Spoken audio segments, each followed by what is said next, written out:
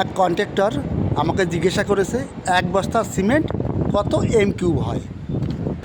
যদি আমার জানা না থাকতো আমি তো বলতে পারতাম না। আমরা জানি এক বস্তা সিমেন্ট 50 কেজি, কিন্তু এক বস্তা সিমেন্ট কত এম কিউব কী করে সেটা বের করব? সিভিলের প্রত্যেকটা ইঞ্জিনিয়ারের এই জিনিসটা জানা প্রয়োজন আছে।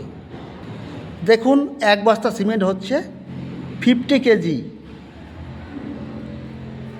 এইবার সিমেন্টের ডেনসিটি হচ্ছে 1440।